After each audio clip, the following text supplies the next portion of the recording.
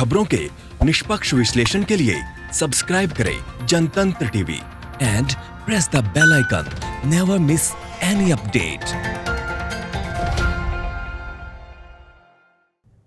नमस्कार, आप देख रहे हैं आज का मुद्दा। मैं हूं आपके साथ दीपाली। आज हम बात करेंगे एके यानी कि अरविंद केजरीवाल के डबल गेम की, क्योंकि अपने कंफर्ट जोन के हिसाब से पिछले कई दिनों से केजरीवाल लगातार पाले बदलते नजर आ रहे हैं।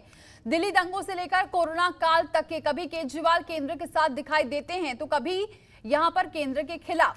अब दिल्ली में दिल्ली वालों के इलाज को लेकर केजरीवाल सुर्खियों में आए, लेकिन जब उपराज्यपाल ने उनका आदेश पलटा तो आज केजरीवाल ये कहते दिख रहे हैं कि हम आदेश का पालन करेंगे, लेकिन दिल्ली में हालात बिगड़ने वाले हैं। बड़ी बात यह है कि दिल्ली में मौजूदा हालात भी सरकार के नियंत्रण से बाहर हैं। राष्ट्रीय राजधानी में ना जांच है ना इलाज है। गलती से अगर आप पॉजिटिव आ जाते हैं तो आपको घर में भगवान भरोसे छोड़ दिया जाता है।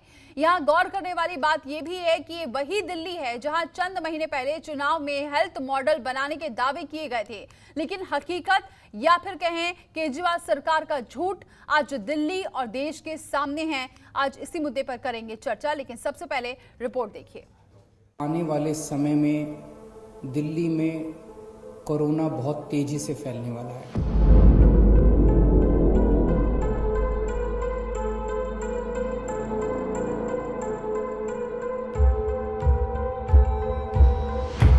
दिल्ली सरकार का दोहरा चरित्र।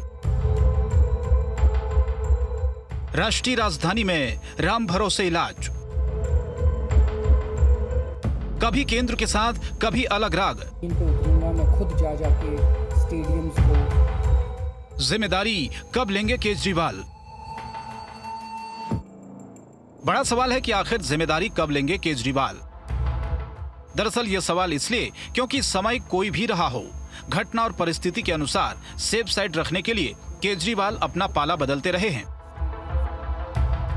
दिल्ली दंगों के लिए केंद्र को पूरी तरह जिम्मेदार ठहराने वाले केजरीवाल ने कोरोना काल में केंद्र के साथ कदम से कदम मिलाने की बात की, लेकिन जब हालात बिगड़े तो केजरीवाल ने राष्ट्रीय राजधानी की सीमाओं को भी लॉक कर दिया और कहा कि दिल्ली में सिर्फ दिल्ली वालों का इलाज होगा। इसके बाद पूरे देश में इसकी निंदा हुई और सरकार के फैसले को उपराज्यपाल ने पलट दिया, जिसके बाद केजरीवाल बोले कि हम राज्यपाल का आदेश मानेंगे, लेकिन इससे दिल्ली में हालात बिगड़ जाएंगे। आने वाले समय में दिल्ली में कोरोना बहुत तेजी से फैलने वाला है। 15 जून को उम्मीद है कि 44,000 केस हो जाएंगे, जो आज 31,000 केस हैं। ऐसा अनुमान है कि 15 जून तक 44,000 केस हो जाएंगे। 30 जून तक 1 लाख केस हो जाएंगे। 15 जुलाई तक 2.25 लाख केस हो जाएंगे और 31 जुलाई तक लगभग 5,32,000 केस हो जाएंगे दिल्ली। एलजी साहब के आदेश को अक्षरशः लागू किया जाएगा। केंद्र सरकार के निर्णय को लागू किया जाएगा। अब इस पे कोई असहमति नहीं करनी, अब इस पे कोई वाद विवाद नहीं करना, अब इस पे कोई लड़ाई झगड़ा नहीं करना। ये सब लोग, मैं जितने सरकार के अंदर भी हैं, जितने पार्टी के लोग हैं, मैं सबको मैसेज देना चाहता हूं कि एलजी साहब के आदेश को लागू किया जाएगा, केंद्र सरकार के निर्णय को लागू किया जाएगा। केजरीवाल ने कहा कि दिल्ली के सामने अभूतपूर्व चुनौती है। 15 जुलाई तक दिल्ली में 33,000 बेड की जरूरत होगी। 31 जुलाई को दिल्ली में 80,000 बेड की जरूरत पड़ेगी। दिल्ली में बाहर से आकर 50% लोग अपना इलाज कराते हैं। 15 जुलाई को 65,000, 31 जुलाई को 1.5 लाख बेड की जरूरत पड़ेगी। कुल मिलाकर दिल्ली के मुख्यमंत्री जिन स्वास्थ्य सुविधाओं का डंका पीटा करते थे, आज उनकी सच्चाई सामने आने के बाद वो काम करने की जगह जरूरतें गिनाते नजर आने लगे हैं। बड़ी बात है कि आज भी दिल्ली में कोविड के मरीजों की न तो जांच हो पा रही है और न ही इन्हें बेड मिल रहे हैं। सरकार के जो उप मुख्यमंत्री हैं मनीष सिसोदिया जी, जिस तरह से उन्होंने कल बयान दिया, वो बयान वास्तव में बहुत निराशाजनक है और वो दिल्ली की लोगों के लिए एक डराने वाला बयान है। आप सरकार में हैं और सरकार में रहते हुए आपका काम है उन सुविधाओं को मुहैया कराना जो परेशानियां आ रही हैं, चाहे वो बेड बढ़ाने की बात हो या ऑक्सीजनेटेड बेड बढ़ाने की बात हो या इंफ्रास्ट्रक्चर बढ़ाने की बात हो या फिर प्राइवेट हॉस्पिटल में जिस तरह से मनमाने ढंग से लोगों के साथ एक्सटॉर्शन हो रहा है, पैसे वसूले जा रहे हैं, उसकी बात हो। आज 2 महीने 2.5 महीने के बाद दिल्ली सरकार ये प्लान कर रही है। मैं दिल्ली के मुख्यमंत्री साहब से ये पूछना चाहता हूं कि आप प्लान करोगे या एग्जीक्यूट भी करोगे? तो दिल्ली में रोज 1000 से ज्यादा कोरोना के मामले सामने आ रहे हैं। हालात बेहद चिंताजनक हैं, लेकिन दिल्ली सरकार कोविड-19 के इलाज में राम भरोसे चल रही है। बड़ी बात है कि जंग में केजरीवाल का दोहरा चरित्र पूरी तरह से उजागर हो रहा है। ब्यूरो रिपोर्ट, जनतंत्र टीवी।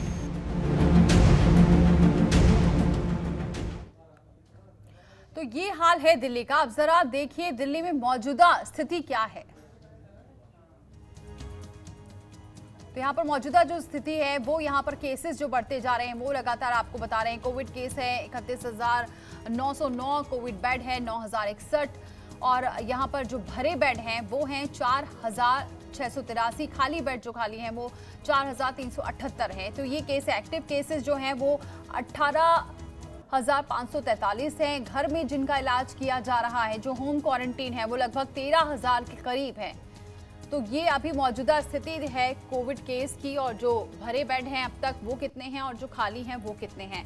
अब जो कहा जा रहा है स्थिति और भयावह हो सकती है। जिस तरीके से बयान आ रहे हैं लगातार दिल्ली सरकार के मंत्रियों के, खुद मुख्यमंत्री के, कि अब जुलाई 31 तक स्थिति बेहद भयावह हो सकती है। 5 लाख तक के करीब यहाँ पर आंकड़ा पहुंच सकता है। ऐसे में और भी जरूरत पड़ेगी बेड की और अब एक जन आंदोलन की तरह हमें काम करना है। चलिए इसी पर हम चर्चा करते हैं। हमारे साथ जुड़ चुके हैं विजय शंकर पांडे जी, जो पूर्व सचिव रह चुके हैं भारत सरकार के। बहुत स्वागत है विजय शंकर पांडे जी। इसके अलावा योगेंद्र नारायण जी हमारे साथ जुड़ चुके हैं, ये भी पूर्व सचिव रह चुके हैं भारत सरकार के। बहुत स्वागत है योगेंद्र नारायण जी आपका भी। हमारा सवाल हम इसलिए यहाँ पर दोनों ही यहाँ पर ब्यूरोक्रेट से बात करेंगे क्योंकि सबसे बड़ी बात यह है कि यहाँ पर आरोप और प्रत्यारोप चल रहा है। ऐसे में राजनीति होनी चाहिए या फिर मौजूदा हालात को कैसे संभालना चाहिए, ये जो हमारे साथ दोनों ही मेहमान जुड़े वो बखूबी जानते हैं। ऐसे में विजय शंकर पांडे जी, जो स्थिति देख रहे हैं आप दिल्ली में, पहले एलजी ने फैसला बदला कि बाहरी लोगों को इलाज करा सकते हैं। उसके बाद लगातार नए नए बयानबाजी होते गए और पहले केंद्र पर ठीकरा फोड़ रहे थे यहाँ पर केजरीवाल, अब फिर से साथ आ गए हैं, बार बार अपने बयान को बदलते रहे। तो कह सकते हैं उनका जो डबल स्टैंडर्ड है वो अपनी बात पर कायम क्यों नहीं रहते? क्या लग रहा है कि फेल हो गई है सरकार दिल्ली की?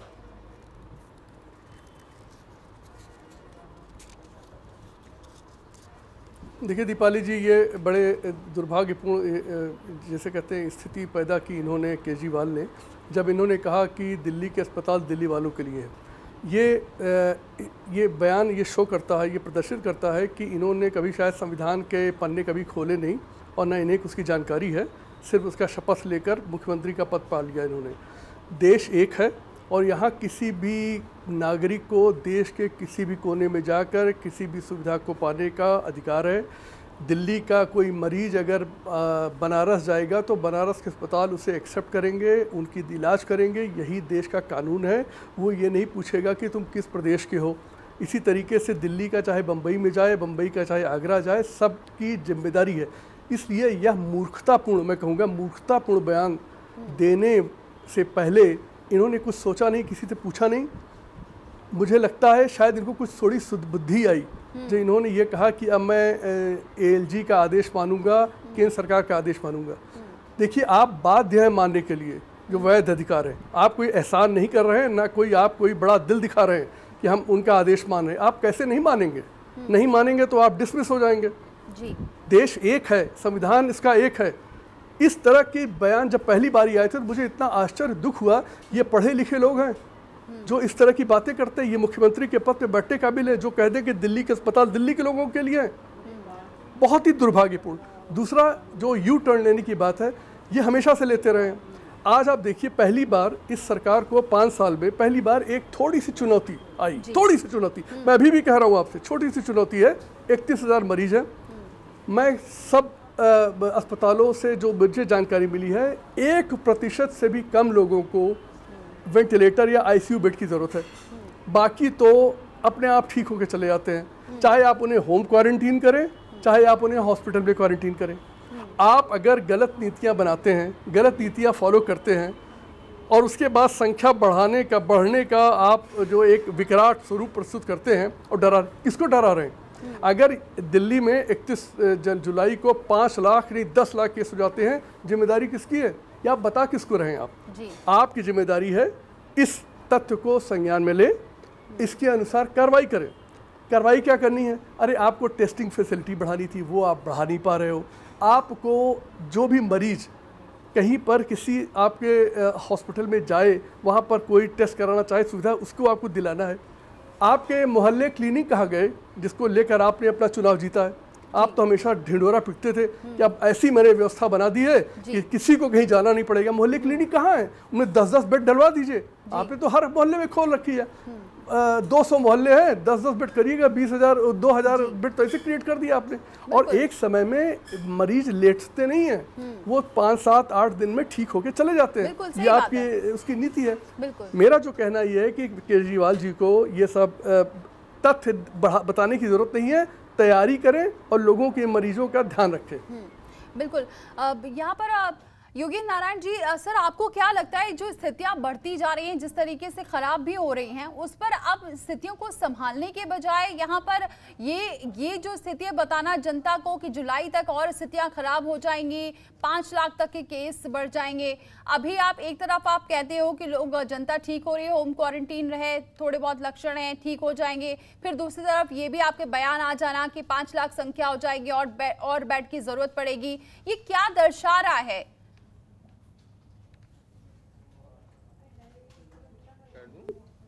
और मैं सहमत हूं विजय शंकर जी से भी, जो उन्होंने बात कही। संविधान के आर्टिकल 15 में स्पष्ट लिखा है कि there shall be no discrimination on account of race, colour and place of birth. तो आप प्लेस ऑफ बर्थ के अनुसार अगर आप दिल्ली के बाहर हैं, आपको ये सुविधा ना दे कोई हॉस्पिटल, ये बिल्कुल गैर कानूनी है और संविधान के खिलाफ है। सबसे पहले मैं ये कहना चाहूँगा जी। दूसरी बात मैं ये कहना चाहूँगा कि ये जो बता रहे हैं कि बेड्स की इतनी जरूरत है 80,000, तो 80,000 अगर है तो इन्होंने पहले क्यों नहीं बताया? अभी तक तो कह रहे थे कि हमारे यहाँ पर्याप्त है, अगर दिल्ली के बाहर वाले लोग ना आए तो पर्याप्त है। अब एकदम ये कह रहे हैं कि जुलाई में 80,000 बेड चाहिए। ठीक है, अगर इनका अंदाजा 80,000 का है तो ये अपनी जो NCR है, नेशनल कैपिटल रीजन है जी, इसमें मिलजुल के इनको काम करना है। यूपी के साथ, हरियाणा के साथ मिलजुल के काम करना। ये एक NCR है और NCR का जो कंसेप्ट था वो ये था कि ये जो पूरा क्षेत्र है जी, सुविधाओं के लिए एक ही माना जाएगा NCR। तो NCR में सपोज अगर ये 80,000 बेड्स की आवश्यकता है, तो अगर ये यूपी में या हरियाणा में इतने बेड्स नहीं है तो उसमें जरूर केंद्र सरकार को मदद करनी पड़ेगी, दिल्ली की राज्य सरकार को, कि ये जो बेड्स हैं कहाँ से व्यवस्था करें। क्योंकि जैसे विजय शंकर जी ने भी ठीक कहा, ये राज्य तो एक है, तो ये अगर दिल्ली को ये असुविधा होने वाली है और अगर सेंट्रल गवर्नमेंट का भी ये असेसमेंट है कि 80,000 बेड्स की जरूरत है जी, तो मिलजुल के काम करना चाहिए सेंट्रल गवर्नमेंट और स्टेट गवर्नमेंट को। पर ये जो बयान पहले किया था केजरीवाल ने, वो दुर्भाग्यपूर्ण था कि हम दिल्ली के अलावा और बाहर के लोगों को इलाज नहीं करेंगे। बहुत ही दुर्भाग्यपूर्ण था जी। और ये संविधान की एक अनभिज्ञता का एक दर्शक है और ये दर्शाता है कि ये इनको संविधान की पूरी रूपरेखा नहीं मालूम जी। परंतु अब अगर हमें जो व्यवस्था करनी है, अभी से तैयारी करनी पड़ेगी। केंद्र सरकार के साथ बैठे, मिलजुल के कोऑपरेशन के साथ, अधिक बेड्स की जरूरत है तो देखें कहाँ कहाँ बेड्स की जरूरत है। क्योंकि अभी तक जो आंकड़े आए थे केंद्रीय सरकार से भी, उसमें ये था कि बेड्स की संख्या पर्याप्त है पूरे देश में जी। और ये अगर लड़ाई करते रहेंगे दिल्ली सरकार अपने केंद्रीय सरकार से, तो किसी को फायदा नहीं होगा। दिल्ली सरकार कोऑपरेट करे, उनसे अनुरोध करे कि केंद्रीय सरकार से कि हमारी सहायता करिए इस समय, हमें इतने बेड्स की जरूरत है और अधिक की जरूरत है, तो वो बेटर रहेगा। कोऑपरेशन होना चाहिए। और ये एनसीआर का एक रीजन है, एक व्यवस्था की गई है नेशनल कैपिटल रीजन के लिए, तो इसमें हेल्थ फैसिलिटीज और ये सब कॉमन है, इसको अलग। तो मेरी राय ये है कि एक तो केजरीवाल साहब को वो स्टेप लेना नहीं चाहिए था, बिल्कुल गैर कानूनी था और संविधान के खिलाफ था। दूसरा, अब नेशनल डिजास्टर मैनेजमेंट एक्ट के अंतर्गत लेफ्टिनेंट गवर्नर ने जब डायरेक्शंस दे दिए हैं, क्योंकि वो चेयरमैन है यहाँ state NDMC national disaster management committee के, तो उसको पूर्ण रूप से पालन करें। और तीसरा, वो केंद्रीय सरकार से सहायता मांगे और अनुरोध करें कि इस चुनौती को मुकाबला करने के लिए वो राज्य सरकार की मदद करें। Cooperation is the answer to the question. बिल्कुल सही कह रहे हैं आप, यहाँ पर कोऑपरेशन बहुत ज़रूरी है। विजय शंकर पांडे जी, जो सर ने कहा, एक बात इसमें ये भी है जो बात करनी चाहिए, एनसीआर को पूरा मिलकर बैठक करनी चाहिए, लेकिन हमने कुछ दिन पहले ये रिपोर्ट भी दिखाई थी कि इसकी कोई बैठक ही नहीं होती है, अब इस पर कोई चर्चा ही नहीं हो रही कि मिलजुल कर, क्योंकि अगर हम ये शुरुआत से ही देखें तो तीनों ही स्टेट ने कोई मिलजुल कर काम नहीं किया। उसका नतीजा ये था, जो जनता थी वो सफ़र कर रही थी, कभी बॉर्डर को लेकर, अब हॉस्पिटल्स को लेकर, इलाज को लेकर, कुल मिलाकर हर जगह कोलैप्स कर गया है पूरा सिस्टम। इसके लिए क्या करना चाहिए, क्योंकि अभी भी ये चीज़ कहीं ना कहीं केंद्र सरकार पर ही डालने की कोशिश कर रहे हैं अरविंद केजरीवाल भी, कि अब आगे स्थितियाँ ऐसे होने वाली हैं, केसेस इतने बढ़ने वाले हैं, तो क्यों ये मिलकर बातचीत नहीं सुलझाई जा सकती और उसके लिए क्यों बैठकें नहीं होती? क्या इसमें कहीं कमी है?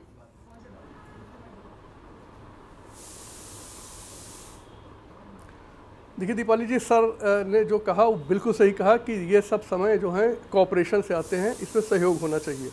जब अगर आपका जो एटीट्यूड है, किसी भी शासक का एटीट्यूड है दूसरों पर दोष डालना, तो उसके शासन में ऐसा ही होगा। देखिए, ये जो दिल्ली के नागरिक हैं, क्या ये देश के नागरिक नहीं है? ये भी देश के भी तो नागरिक हैं ये। तो क्या केंद्र सरकार इनके प्रति कोई अलग व्यवहार कर सकती है? वो करने का सोच भी सकती है। तो आपको ये कैसे आपने सोच लिया कि आप दिल्ली के मुख्यमंत्री हैं तो आपकी जनता सिर्फ आपकी जनता है, वो देश से मतलब नहीं है? अरे उसके लिए देश की सरकार बैठी है, वो देश के नागरिक हैं, आप कभी उनसे मदद मांग के तो देखें। दूसरा दीपाली जी, ये 80,000 बेड हो चाहे 8 लाख बेड हो, हमारा देश बड़ा समर्थ देश है, इसको लेकिन एक समझदार नेतृत्व चाहिए। यहाँ पर विश्वास मानिए, हम लोग कुंभ मेले में 2 करोड़ का टाउनशिप पैदा कर देते हैं एक महीने के लिए, 2 करोड़ लोगों के लिए। आप 8 लाख बेड की बात कर रहे हैं।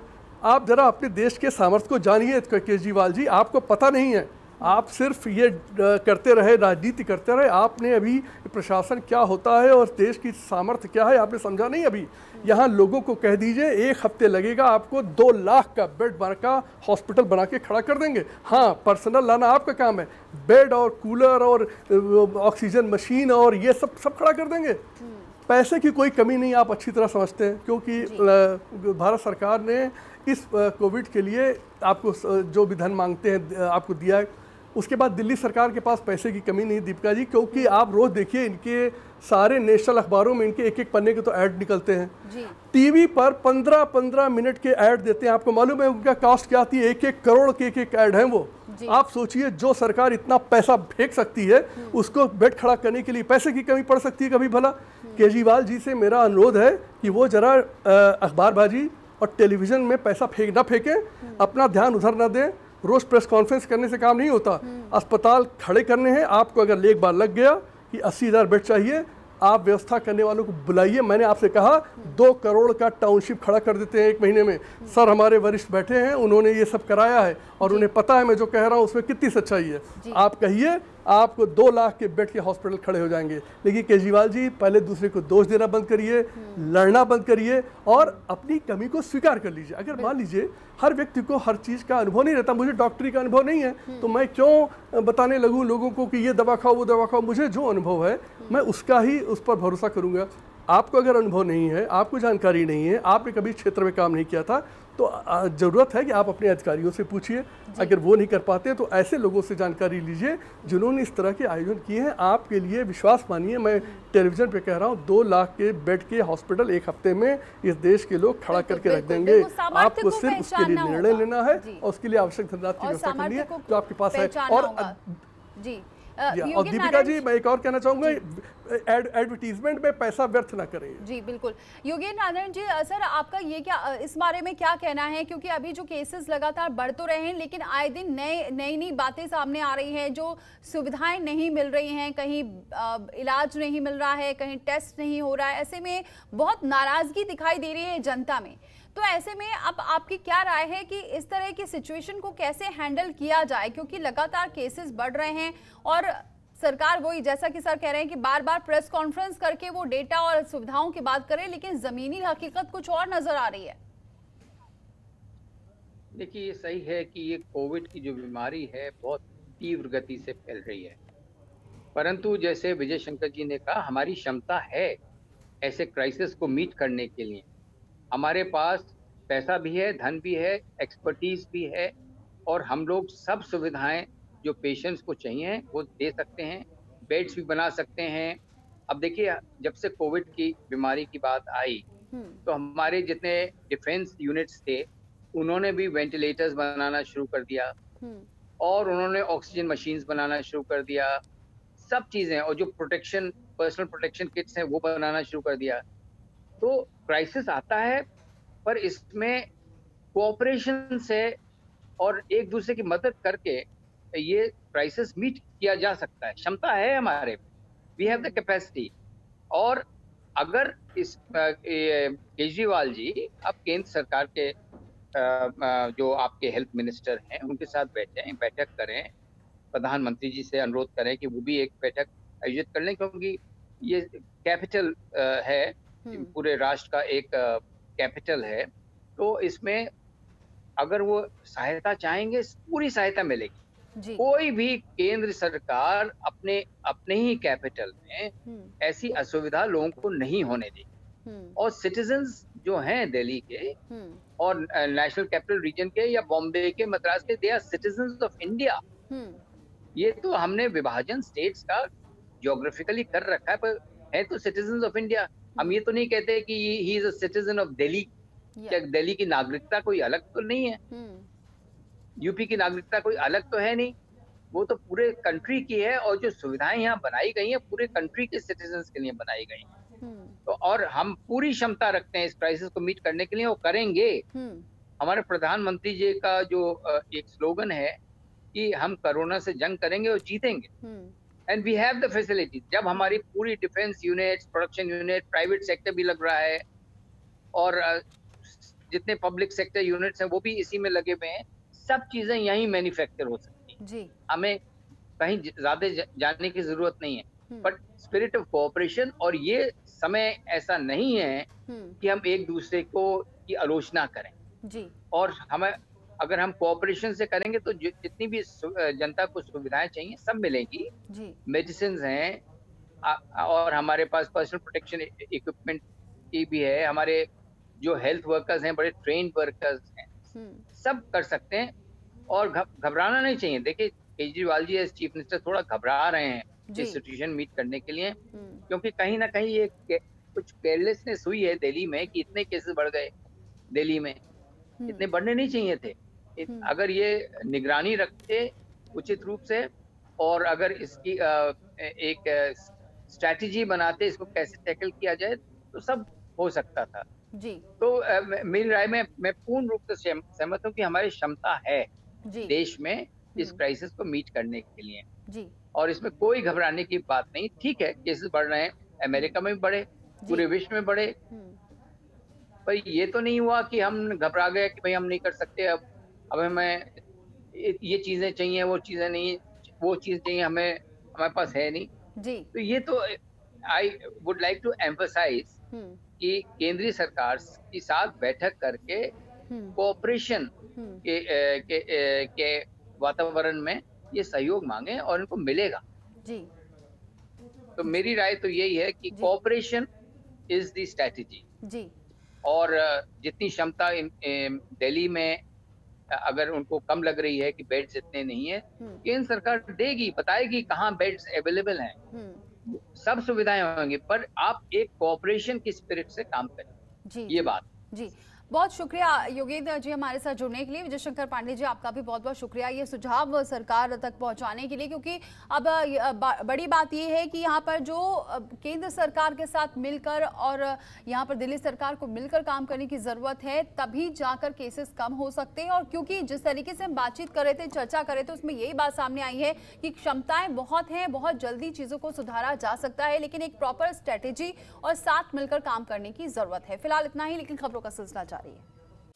खबरों के निष्पक्ष विश्लेषण के लिए सब्सक्राइब करें Jantantra TV and press the bell icon. Never miss any update.